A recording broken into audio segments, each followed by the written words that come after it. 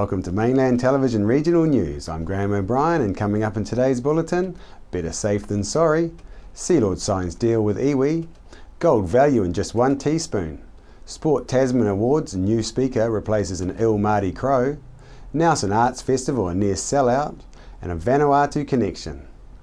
Better safe than sorry as the search for the Motueka gunman continued on Wednesday and moved briefly to Nelson, when soon after 2 p.m. a police cordon with members of the Armed Defenders Squad were dispatched to Tahunanui residential areas from Gulf Road and surrounding areas, and what media understands was a search for the man identified as being Motueka's gunman. Local Tahunanui Primary School was placed into lockdown around 2:30 p.m. as a precautionary measure.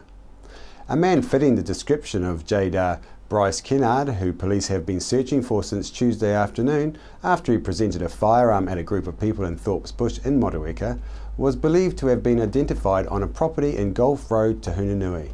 After police cordoned off the streets in the area and surrounded the property, they spoke with the man, who media understands was a person of interest who resembled but wasn't the wanted man. It appeared the man was a victim of mistaken identity. After the area was cleared, police were then stood down and the school lockdown was removed, while parents were left anxiously waiting outside the school for their children to be released.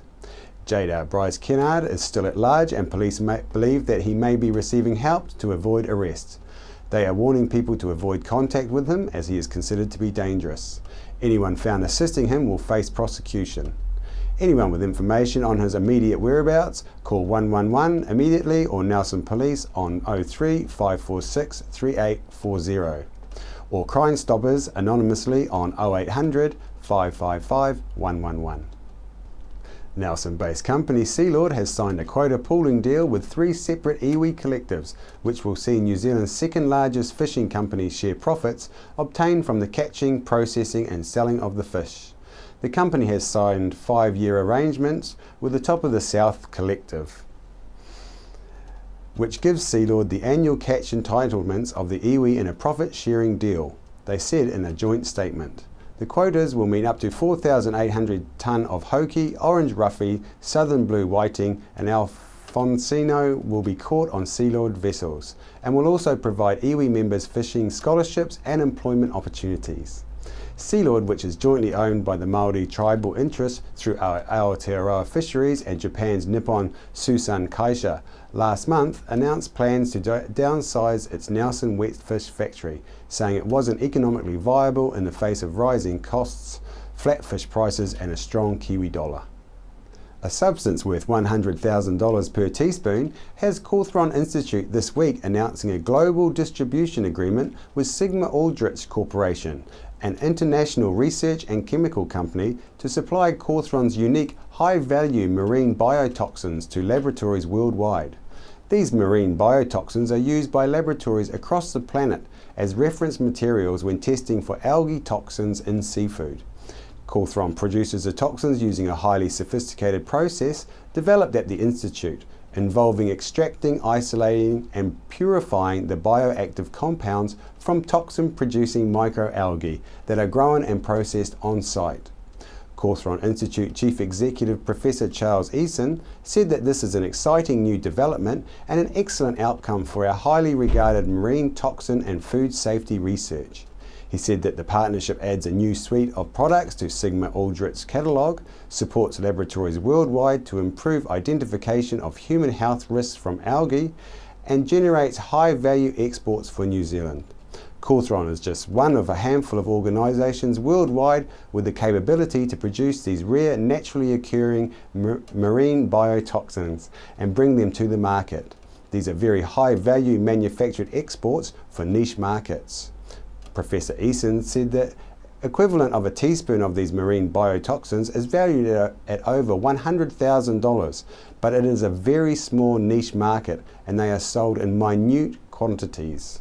Former New Zealand cricketer and fan favourite Chris Harris will be guest speaker at next month's Nelson Sports Awards. He replaces his Black Caps teammate Martin Crowe, who has had to withdraw due to illness. Nigel Muir, Chief Executive of Sport Tasman, which organises the annual event supported by New Zealand Community Trust, said that Harris was so often a hero for New Zealand in one-day internationals during the 1990s, with his intelligent middle-order batting and deceptive slow-medium bowling, was an ideal replacement for Crowe, with the Cricket World Cup coming to Nelson in February and March. He said that Sport Tasman wished Martin all the best for a speedy and healthy recovery, and said that Harry will be fantastic. He's an upbeat and humble bloke and an entertaining speaker with a great sense of humour who loves coming to Nelson and who will put on a really good show. Sport Tasman has received 96 nominations across 30 sports, the most since 2010 for these annual awards, which will be held at Annesbrook Church in Stoke on November 28th.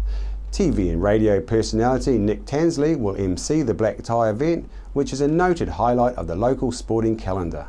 Tickets are still available for this event. The 20th Nelson Arts Festival has finished. With over 47 sold-out performances from a total of 77 ticketed events after throngs of Nelsonians and visitors from across New Zealand attended this year's 12 jam-packed days of theatre, music, writers, talks, community events and art installations, school performances and workshops in venues across the region. This was the final Nelson Festival for organiser Sophie Kelly, who has seen the Nelson Arts Festival grow in popularity from last year, with festival ticket sales still being counted, but figures are tracking at around 11,400 sales, up from about 10,500 last year. The school program was one which was particularly well received this year, with an estimated 2,882 school children experiencing top quality music and theatre at an accessible price. Entries were also strong in the Stage 1 performances, with high demand from schools across the region keen to take part. Half of this year's Page and Blackmore's readers and writers sessions were sold out, with a significant number of visitors attending from out of town. The Man Book Prize winner, Eleanor Catton, led the lineup, which also included poet Harry Ricketts, Wonky Donkey author Craig Smith, Sarah Kate Lynch for A Girl's Lunch, and two of the popular thinking brunches, one on New Zealanders' sense of identity and the other on public broadcasting. Nelson Arts Festival director Sophie Kelly said she's thrilled her final program was well received. Having something in it for everyone, young and old, audiences were particularly thrilled with the world-class circus performers in Beyond and the talented crooners from the Modern Māori Quartet. The bookbinder in the quaint St. Peter's Church at Founders was another hit. Other successes were the free Nelson acts in the packed-out granary sessions and the festival buzz at Founders with a spectacular video installation, Winds of Time, on the windmill every night. Taking over the position of Festival Director on the 10th of November is Alex D. Mopiu, who is currently the Community Service Team Leader at Palmerston North City Council. Sometimes when travelling in the world, you can meet up with all kinds of people, and some have links that are close to home. Recently, Mainland's Gary Watson was on holiday in Vanuatu and met up with some very friendly locals. Among them was a man who had a local connection. Cherry, you've worked in Motueka? Yeah. Been living in New Zealand for about 4 years. Yep. Since last year we came back on the month of May 2013. We work in Motueka also by the name of the company, Curtis. We live in Kaiteriteri Beach, and we stay at Motueka for 4 months, and then we travel back to Vanuatu last year on the month of May. So we're here in Vanuatu today. Tell us, Cherry, what is going on here? Well, you can see in the front here, lots of people gathering together. About 4,000 to 5,000 people staying together at the front here, watching the witnessing the official opening of the 100 years anniversary of the Assemblies of God Church in Vanuatu. The people remember way back in 1914 when the church arrived in Vanuatu, and today we celebrate the 100 years of the Silver Jubilee of Presbyterian Church, Assemblies of God Church in Vanuatu, AOG. Okay, so this is the Assemblies of God Church. Yeah, Okay, Assemblies of God Church. 100-year celebration. Yeah, 100-year celebration. There's a lot of people in the church celebrating here today. Yeah, you can see lots of people in the front celebrating of the special occasion today, Sunday, the 17th of August 2014. Okay. We're staying at Independence Park Venue celebration here. So you can see lots of people standing, watching the official opening of the celebration today. And when do you come back to New Zealand and back to Motueka? Well, I think I'm planning to come back next year to New Zealand for another 7 months, and it will mark the fourth year for me to come back to New Zealand and work in the South Island, maybe with picking fruits and kiwi fruit and apple here. And the income from this is now exceeding the highest earner at tourism, so it's one of the biggest earners for Vanuatu. Yeah, that's one of the biggest earners of Vanuatu people, the nation as a whole. Lots of young boys and young girls working in New Zealand at the moment. When they come back to Vanuatu, they have something to do, like they start the businesses and they buy the trucks, the vans, the cars, and buy lands to live here in Port Vila. And have they picked up a lot of skills from New Zealand that are helpful when they come back here? Yeah, they learn lots of things in New Zealand when they work in New Zealand for the period of 6 to 7 months. Okay. And what's happening with all the children at the back here?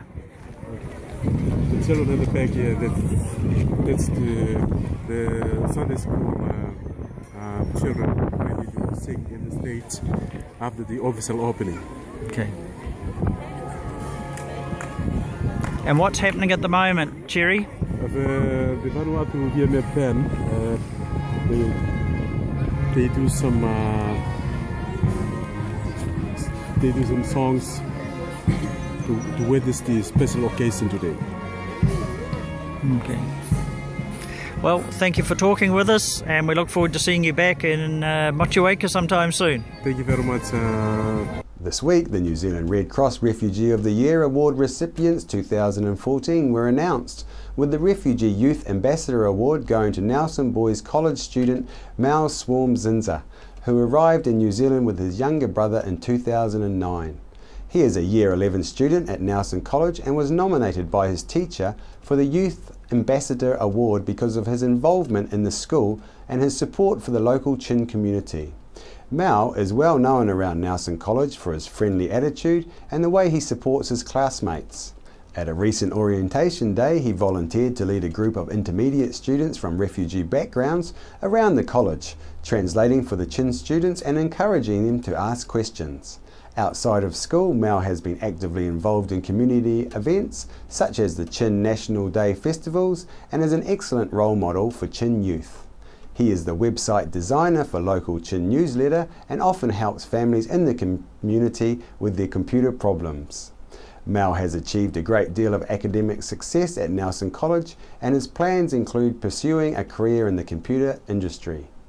And finally, tomorrow is the 31st, which is Halloween, so don't be frightened and don't forget to be ready for those trick-or-treaters knocking on your door for goodies or a trick.